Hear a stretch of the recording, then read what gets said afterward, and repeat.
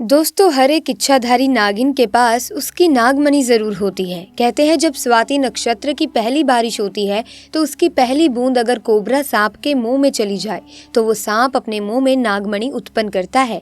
जब एक सांप नागमणि पा लेता है उसमें कई सारी शक्तियां आ जाती हैं, जैसे कि नाग का मनुष्य रूप धारण करना, मनचाही जगह पर पलक झपकते ही पहुंच जाना, अपना आकार कितना भी बड़ा कर देना और कितना भी छोटा हो जाना।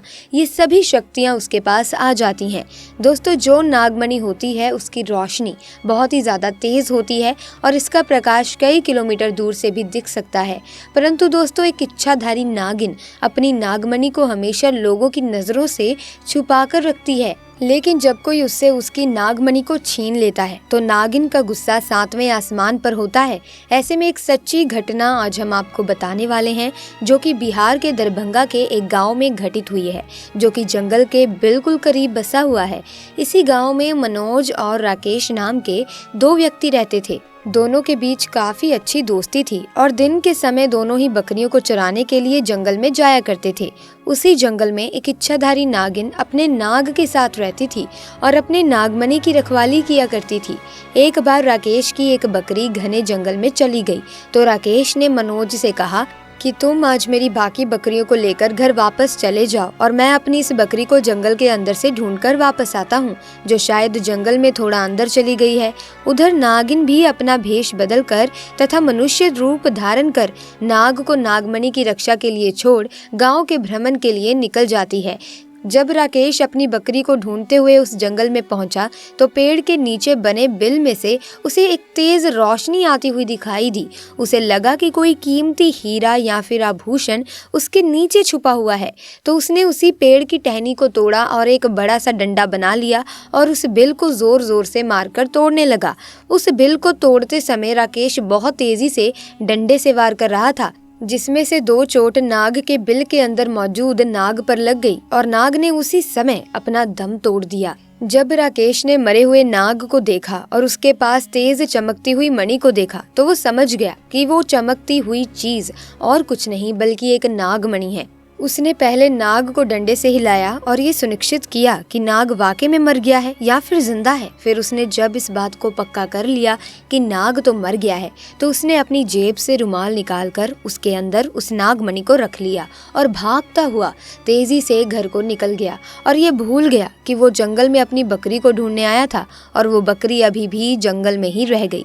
इधर जब नागिन वापस अपने बिल की तरफ लौटी तो जैसे ही उसने नागमणि गायब पाई और अपने नाग को मरा हुआ देखा तो वो गुस्से से आग बबूला हो गई। उसने अपनी शक्ति से नाग की आंखों में ये देख लिया कि उसके नाग का कातिल कौन है। दोस्तों, राकेश ने अब एक बहुत बड़ी गलती कर दी थी कि उसने नाग के मरे हुए शरीर को वहीं जंगल में ही छोड़ दिया था। अगर वो नाग के शरीर को उसी समय जला देता तो शायद नागिन को उसके बारे में पता ही नहीं चलता। उधर राकेश बहुत खुश था क्योंकि उसे दुनिया की सबसे शक्तिशाली चीज मिल चुकी थी, यानी नागमणि मिल चुकी थी। राकेश जब घर पहुंचा तो सबसे पहले उसने नागमणि अपने हाथ में पकड़ी और ये इच्छा जाहिर की कि जंगल में जो बकरी उसकी खो गई है उसे वो वापस मिल जाए। दोस्तों, चमत्कार ऐसा हुआ कि अगले ही पल वो बकरी उसके घर के दरवाजे के बाहर खड़ी हुई थी। राकेश ये सब देखकर बहुत खुश हो गया। उसने नागमणि की सहायता से अपने घर को ही बदल दिया और अब गांव का सबसे अमीर इंसान बन चुका था, और वो भी केवल और केवल नागमणि की मदद से। लेकिन उधर नागिन अपने नाग की हत्या का बदला लेने के लिए आग बबूला हो गई थी, परंतु वो विवश थी क्योंकि राकेश के पास नागमणि थी और वो तब तक राकेश को नुकसान नहीं पहुंचा सकती थी जब तक उसके पास वो नागमणि मौजूद है। दोस्तों, कहते हैं कि इच्छाधारी नागिन बगैर नागमणि के कोई भी रूप धारण कर सकती है। अपनी शक्ति का फायदा उठाकर नागिन ने एक सुंदर कन्या का रूप धारण किया और राकेश किसी काम से जब दूसरे गांव जा रहा था तो उसके बीच रास्ते में बैठ गई और रोने लगी। जब राकेश ने देखा कि एक बहुत ही सुंदर स्त्री रो रही है तो वो तुरंत बैलगाड़ी से नीचे उतरा और उस कन्या से पूछने लगा कि आप क्यों रो रही हो। तभी उसे लड़की ने कहा कि मेरा नाम किरण है और मैं अपने पति के साथ दूसरे गांव में रहती हूँ, परंतु कल वो एक कन्या के साथ शादी करके आ गया और मुझे मार मार कर घर से बाहर निकाल दिया। मैं बेसहारा हूँ, लाचार हूँ। राकेश को उस पर तरस आ गया और उसकी सुंदरता से राकेश बहुत ही ज़्यादा मोहित भी हुआ और उसे अपने घर ले आया। धीरे धीरे नागिन और राकेश के बीच में दोस्ती शुरू हो गई और ये दोस्ती इतनी गहरी होती चली गई कि राकेश को पता ही नहीं चला कि कब वो उस स्त्री के प्यार में फंस चुका था। एक दिन राकेश और किरण यानी वो नागिन दोनों घूमने के लिए गए और एक जगह एकांत पाकर किरण ने राकेश से पूछा, ये तुम्हारे गले में ये चमकती हुई चीज़ क्या है? तो राकेश ने बोला, अरे कुछ नहीं, साधारण सा आभूषण है, मुझे बहुत ही अच्छा लगता है, इसीलिए मैं इसे हमेशा गले में पहन कर रखता हूँ। दोस्तों, ये वही आभूषण था जिसे आप नागमणि के नाम से जानते हैं। तभी किरण बोली कि क्या तुम मुझे इस आभूषण को कुछ देर के लिए दे सकते हो, क्योंकि मुझे इसकी चमक बहुत अच्छी लगी। मैं इसे पहनकर देखना चाहती हूँ कि आखिर मेरे गले में ये कैसा लगता है। इस पर राकेश चिल्लाते हुए बोला, नहीं, मैं तुम्हें ये नहीं दे सकता हूँ। इसके बदले में जो तुम्हें चाहिए वो तुम मांग सकती हो, मैं तुम्हें दिला दूंगा, लेकिन ये आभूषण मैं तुम्हें नहीं दे सकता। इस पर दोस्तों किरण एकदम गुस्से से बोली, राकेश, तुम तो कहते थे कि तुम मुझे बहुत प्यार करते हो, अपनी जान से भी ज्यादा प्यार करते हो, और बस मैंने एक तुम्हारे गले का ये आभूषण क्या मांग लिया तो तुम मुझे इसे दे नहीं पा रहे हो। तुम मुझे मना कर रहे हो, मुझ पर गुस्सा कर रहे हो। रहने दो, मैं जानती हूँ तुम्हारे लिए क्या ज्यादा मायने रखता है। दोस्तों, फिर राकेश ने ना चाहते हुए भी वो आभूषण किरण को दे दिया और किरण को देते हुए बोला, ठीक है, कुछ समय के लिए तुम इसे पहन सकती हो, परंतु ध्यान से इसे कहीं घुमा मत देना। किरण के हाथ में दोस्तों जैसे ही वो नागमणि आई, किरण का तो रूप ही बदल गया।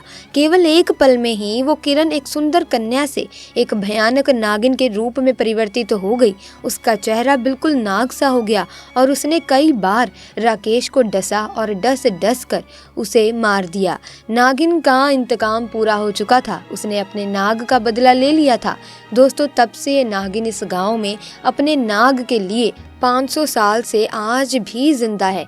इसके बाद से वहाँ कुछ ऐसी घटनाएं सुनने में आई हैं जिसे सुनकर हर कोई हैरान है। वहाँ के स्थानीय लोगों का कहना है कि उन्होंने एक नागिन को महादेव की पूजा करते देखा है और इसके बाद अचानक वो नागिन कहाँ गायब हो जाती है किसी को नहीं मालूम। जब इस बारे में गाँव के मंदिर के पुजारी जी से बात की गई तो मंदिर के पुजारी का कहना है कि अपने नाग की मौत के बाद से ही नागिन भयंकर रूप धारण करके अपने नाग को ढूंढ रही है और जिस तरह से पिछले 500 सालों से महादेव की पूजा करती थी आज भी वही करती आ रही है। नागिन इस मंदिर में आती है और भगवान शिव से अपनी प्रार्थना कर बिना किसी को नुकसान पहुंचाए यहाँ से चली जाती है। आज भी लोग कहते हैं दोस्तों कि तकरीबन 500 साल से ये नागिन इस मंदिर में पूजा करने के लिए आ रही है। ऐसे में दोस्तों, अगर आप भी भगवान शिव के परम भक्त हैं, सच्चे भक्त हैं, तो कमेंट सेक्शन में पूरी श्रद्धा से जरूर लिख दें हर हर महादेव, ताकि भगवान शिव की कृपा आपके ऊपर सदैव बनी रहे। तो दोस्तों, कभी भी एक नागिन के नाग को नहीं मारना चाहिए और साथ ही नागिन की नागमणि को तो भूल से भी छूना नहीं चाहिए, अन्यथा वो नागिन 7 जन्मों तक उस व्यक्ति का पीछा नहीं छोड़ती। आपको ये घटना कैसी लगी हमें कमेंट्स में बताना ना भूलें। साथ ही वीडियो को लाइक और शेयर भी कर दें और अगर आपने अभी तक हमारे चैनल को ही सब्सक्राइब नहीं किया तो जल्दी से सब्सक्राइब करके बेल आइकन को प्रेस कर दीजिए ताकि नए वीडियोस की अपडेट आपको मिलती रहे। आपका बहुत बहुत धन्यवाद।